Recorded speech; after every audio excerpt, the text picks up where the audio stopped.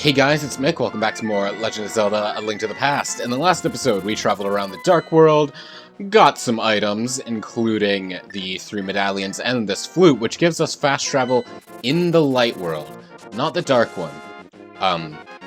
And in this one, we will be doing the second dungeon of the Dark World, the Swamp Palace. But before we go and do that, I'm gonna stock up on some fairies, because I have a lack of them right now, and it's always good to be prepared, yes? But now that we have those, our dungeon is just south of Link's house. And actually, we do need to do something in the Light World before we enter. Remember early on, there was this structure here where we entered in and switched the canal, and that allowed us to get a heart piece just outside it? Well, that canal it's closed again, but we want it to be open. This is, as far as I know, the only time you really have to do this in the game, which is kind of a shame because it would have been a neat mechanic to do it more often, but yeah, we need to pull the switch and let the water free. And then we need to return to this location in the Dark World. But yeah, it's kind of a shame because having more things in one world affect the other would be such a cool thing, but they don't really implement it in any other places than here. And I'm not sure why. It was probably something that was difficult to program, or maybe it was an idea that they had earlier in development that scrapped it for the most part. I'm not sure. Regardless, now that we're in the Dark World, let's immediately take 2 damage. No, let's go back to the dungeon. And now that we enter, the water should... Oh, did it? It turned off because I went too far away. I have to have a mirror point, like, right on this screen, huh? Well, let's see what Zelda tells us. Nope, this is Sahasrahla this time! Mick, it is I, Sahasrahla. Objects exist simultaneously in both worlds with similar shapes. If the form of a thing changes, it will affect the shape of its twin in the other world. Which is how you're supposed to know to do this. So, now I'm gonna go over here and turn the water on and in the Light World. Okay. Now that that's done, things should be fine. Yeah, now that we have this little river here, which enables us to actually progress, because if it wasn't there, we wouldn't be able to climb up this ladder here. And again, as far as I remember, this is the only time you have to ever do anything like that. And only at this part in the dungeon. You don't need to, like, keep exiting and then go back to, like, change the water flow. You do it once and you're good. Okay. Right, yeah. Always lift the pots if you can, because this game does like hiding keys under it. And also, this wall is cracked, which means we should be able to bomb it. Yes. And we get our map. So let's look at that. This dungeon is... It's certainly quite sizable. The bulk of it is on basement 1, though, and I don't recall where the boss is. I feel like the boss is probably in the basement. We'll figure that out later.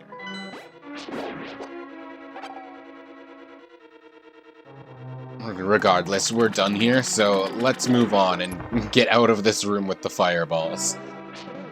And get into another room with fireballs that behave differently, and also jellyfish that I am not taking my advice that I gave in the Palace of Darkness, where I have to wait and time it.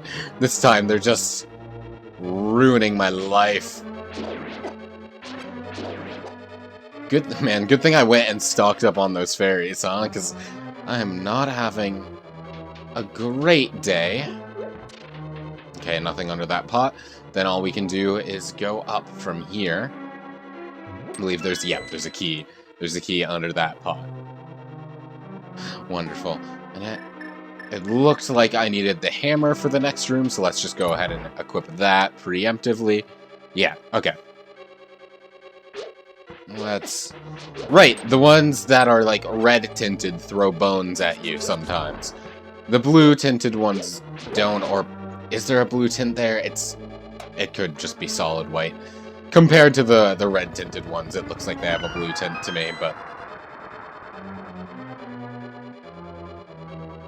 Okay, now that the water is up, we should be able to go on to the next ladder, but first let's see what's behind this cracked wall and blow ourselves up in the process. Just more rupees and more bombs. Okay. Go me! I'm good at video games. Okay. Now, this here is pretty much our central hub for this dungeon. And of course, you see the big chest there. So, for now, let's just go in a counterclockwise fashion, because I don't actually, again, remember the most optimal path through this, so may as well just check every room until we get what we need, yeah? And this one doesn't seem to have a lot, huh? Oh, here we are. Hey, we have the compass. Now we can tell where the boss is. And no, the boss is not on basement 2. It is, in fact, on basement 1. Okay, yeah, now I remember. We need a dungeon item to get it from here, and then once we have it, it's all good. Okay.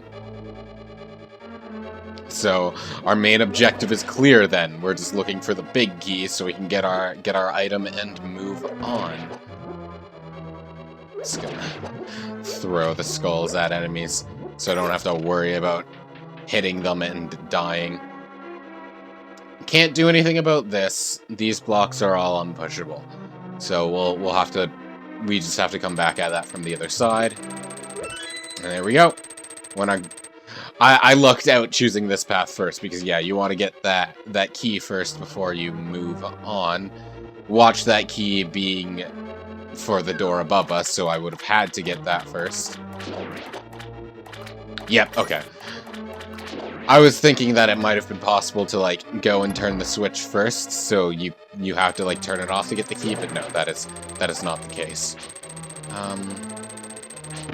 There we go. Just extend our reach a little bit so we don't have to worry about this guy here. There.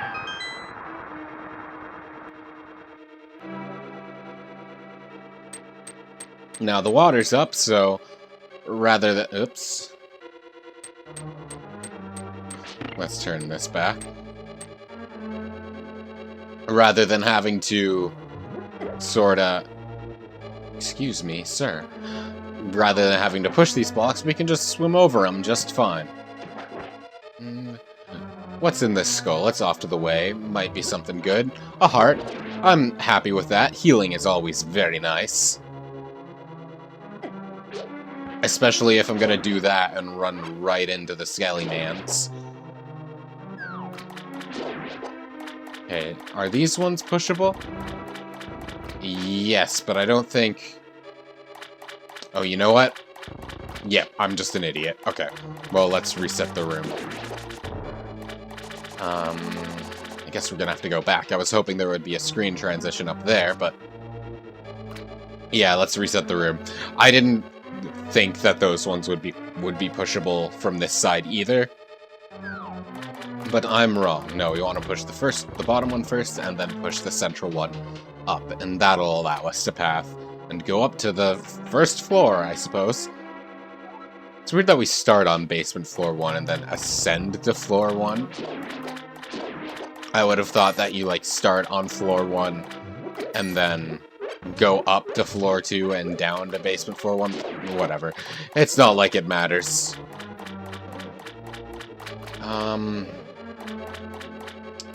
I think we wanna... I think we want to fall down both of these eventually, but let's choose the left first. I think that is the correct choice. It was not. The left gets us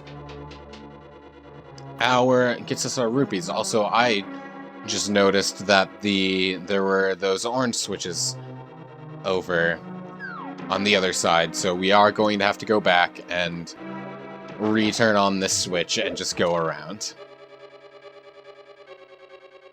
I knew I turned the switch back for a reason, but I wasn't sure what that reason was. Yeah, we want to take the long way around rather than... Watch there be an answer to this, and I'm just doing this the long way. Because I don't quite remember.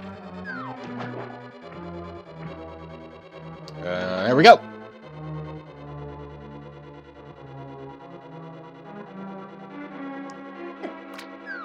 It burns! Okay, so there should... Now that we're gonna be jumping down on the right side, we should be able to pass now. I should look around up here and see if there was a switch for me. It does not appear to be so. Yeah, no, we probably did have to go all the way back for that then. Or just not switch it like that in the first place. I'm gonna have to stop by the Fairy Fountain of Wishing after this, huh? Anyway, this will be our big key, so... Time to return to the central hub and get our reward. What do you think the dungeon item is? I know what it is, but I'm not telling you. Not until we get it.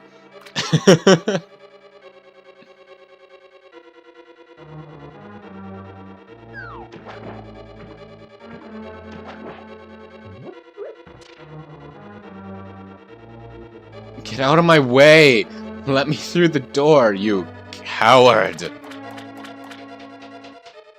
And now we open the chest, and we get... Boing! This is the hook shot. It extends and contracts, and boing! It can grapple many things. So, once we equip it, we can shoot it at skulls and the like, and it will pull us towards them. And this... isn't... Oh, right, there's a key there. This isn't something you would notice... Let me restart that sentence. This is a bit weirder in the Game Boy Advanced version, I believe, because you cannot see the skulls from here. The screen resolution cuts it off. Whereas on the Super Nintendo, you can see the skulls here from this platform. Not that it matters, you can walk down below and see that there are skulls here, and it's fine. But that was a difference I remember. And it's just... If you are not jumping down and looking, you might not know that there are skulls there. Which direction do I want to go first? Let's check our map.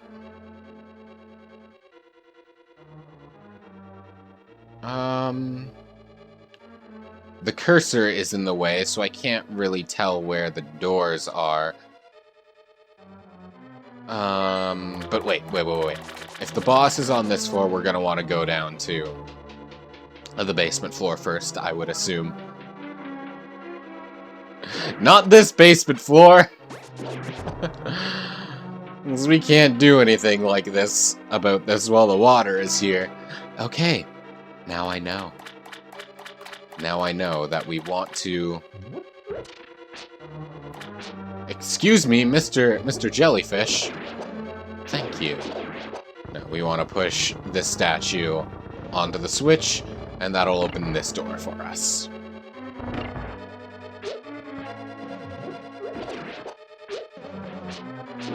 God, I hate the fireball room so much, because my shield technically blocks fireballs, but they have to, as a shield would work, they have to hit the shield. Is this dungeon? No, it's not. I'm pretty sure you can pull one of those in one dungeon, but I guess it's not. No, I didn't want to go back, but I guess it's not this one. Okay. Well... God damn it, I picked the wrong stairs again! I'm a failure! I'm a disgrace! And I say this is one of my favorite Zeldas. Oh right, one thing you can do with the hookshot is, well, you can attack with it. And I believe when you're firing it, you have invincibility, so that helps a lot too. And it's quite an effective weapon because of it. I don't think to do it often, but I really should. But yeah, pushing the block on that switch does open the door on this side too. I don't like that. I'm just gonna use a fairy. So that I don't have to hear the beeping, because the fairies don't heal you up to full anyway. So it's not like I'm wasting the healing. There we go. Okay, now we are on the correct side. Okay. Perfect. Now we can push the switch, and that should drain the water. Okay. Got it. Let's see. Let's check our map again. Okay, there are the two chests down here that we're gonna want to get, yes? Let's see, we got 20 rupees, another 20 rupees, so now we have 40 rupees, and a total of a lot. And I want to spend those soon. Okay, again, I don't quite remember.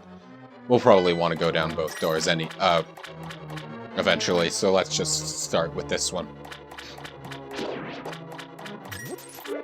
More rupees! We're rich!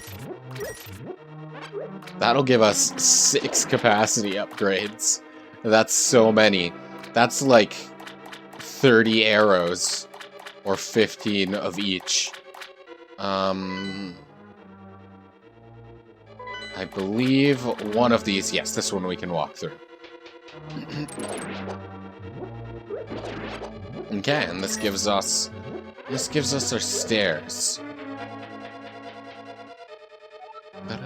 Bum, bum, bum, bum, bum, bum.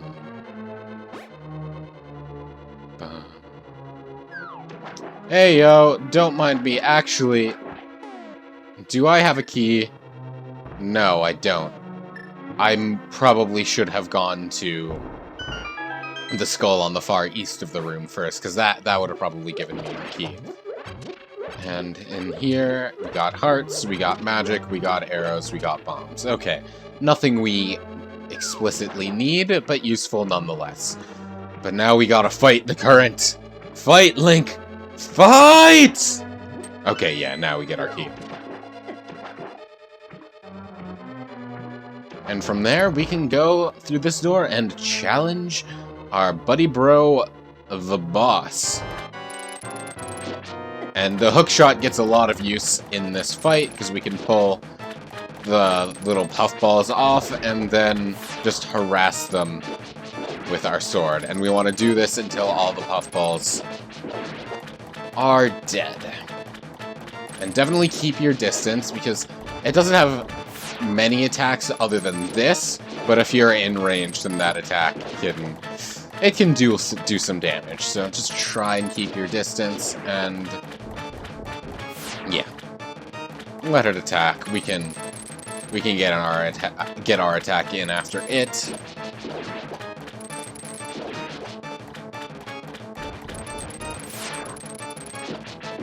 Okay, 2 more. Of course, you actually have to connect on the side that they're from. You can't, like, hookshot through the guy, unfortunately. And now they're all dead, so the boss fight will change. Rather than, like, sending things at you, it'll jump up to the air and then kind of, like, swim across the ground. And it will try to land on you, so you just... I found that just charging up a spin attack and waiting until it approaches you to let loose is the best way to go. There we go! And now we get our heart container. And we only have 7 more of those left to collect. Very nice. And now let's free this maiden.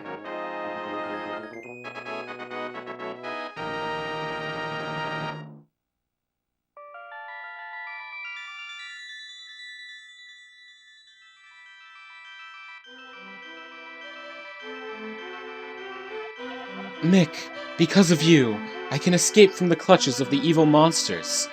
Thank you. The Triforce will grant the wishes of whoever touches it, as long as that person lives. That is why it was hidden in the Golden Land. Only a select few know of its location. But at some point, that knowledge was lost. The person who rediscovered the Golden Land was Ganondorf, the evil thief. Luckily, he couldn't figure out how to return to the Light World. Well, remember that you have magical powers, which only the hero can make the most of. There are some other magical warping points, like the one you saw on Death Mountain. By using them, you can go between the two worlds and find the evils hidden in the Dark World. You are the only one who can destroy Ganondorf, the thief. No, Ganon, the evil king of darkness. Do you understand? Of course. Make the way of the hero lead to the Triforce.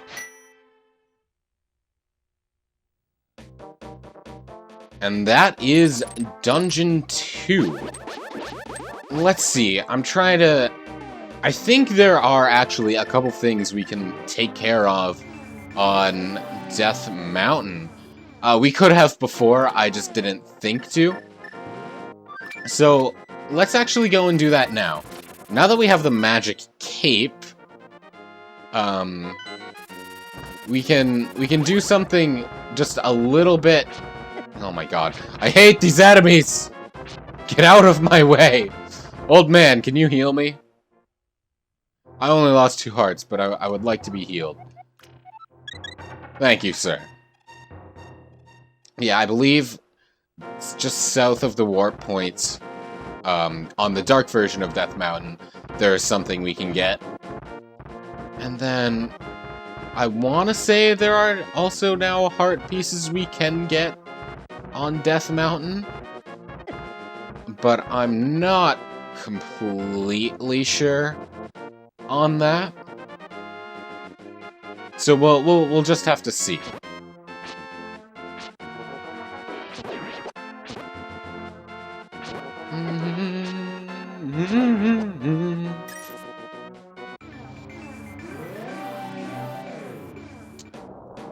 Okay. I believe we want to jump down here. Yeah, this is the room we're thinking of. Okay. Well, we want to pound these down with our hammer, and now we can equip our cape to walk over these spikes, because as long as we have the cape, we are invincible. And having a half magic is very, very useful for this. And then I believe, yeah, we can pick this up. Perfect. Does this side have magic? Or no, both hearts. And now we get the Cave of Burna. If you swing it once, a ring of light will protect you. So, it's similar to the magic cape in that it gives you invincibility for as long as you have magic, I believe. But we don't have magic. Can I? Yeah, no, this isn't a dungeon, so that wouldn't work. Good thing I have a magic medicine! I'm probably gonna want to go and buy one of those again. I'm just gonna use the magic cape. And actually, I believe if you use the Cane of Burna again, it... No, I'm thinking of something else. I may as well try it again. I believe if you use it again... Okay, it just deactivates it. Okay. But yeah, these are like functionally the same item. I think the Cane of Burna damages enemies that touch it, which makes it a little bit more useful in that regard. But I do think they are... I think they are functionally the same.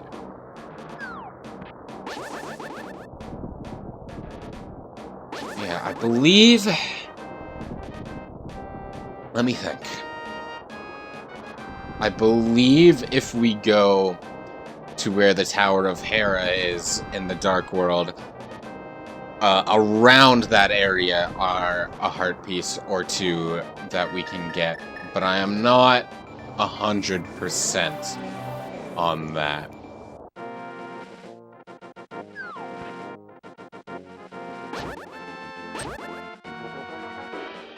Okay, yeah, I believe if we have Ether equipped... I'm jumping the gun on this a lot, I realize. Which is kind of... I also realize is kind of inconsistent with how I've been playing. Like, I'm doing the dungeons in order, but I'm going and just doing the side quest stuff as I can get it wherever it is. Oh, god damn it. Get out of my way. Good. Yeah, there's that heart piece over there that I believe...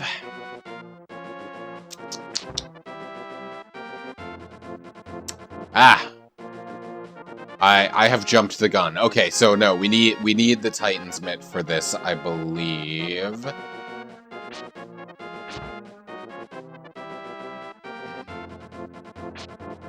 Unless there's another way up, which I doubt it.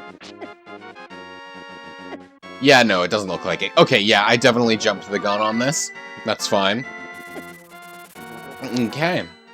Well, where do I want to go? Well, first, I'm gonna warp down here and pick up... Is it worth getting blue potion yet?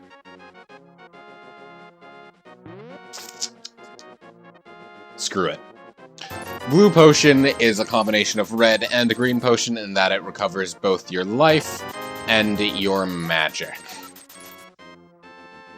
And it is expensive. I probably should not have done that, but oh well. And from here, we'll spend the remaining 300 rupees on the... What's it called? The Fairy Fountain of Wishing to get our capacity upgrades for our bombs and our arrows. Even though we probably have more than enough capacity at this point. May as well. It's something to spend rupees on. Because there isn't much other than potions. And one thing later, if I'm remembering correctly. I should have bought a green potion so I could recover my magic, huh? That's okay. Well, I think I'm going to start up with bombs. Now give me some more arrows. Oh, I believe I mentioned in an earlier episode that the max capacity for bombs and arrows was 99, but I'm actually pretty sure I was mistaken by that. So I'd like to amend that here. I believe that the maximum is 50 for bombs and then 70 for arrows. So I'm pretty close with both of them. Let's see. So 200 more for bombs and then 400 more for arrows. So that's 600 rupees. I will be able to upgrade my gear fully. Okay. And now I'm pretty sure that is all I can take care of now. Now that I've jumped the gun on going up to Death Mountain to get a heart piece that I can't actually get. Regardless. The next dungeon we will be taking on will be the Dark World's version of the Lost Woods. So I'm just gonna go and get to that warp ahead of time. But yeah, the next dungeon we are taking on is in the Dark World. Of course it is. The next dungeon we are taking on is the Dark World version of the Lost Woods. The Skull Woods. So, thank you so very much for watching. I do hope you enjoyed. We will be taking that on next time. See you then.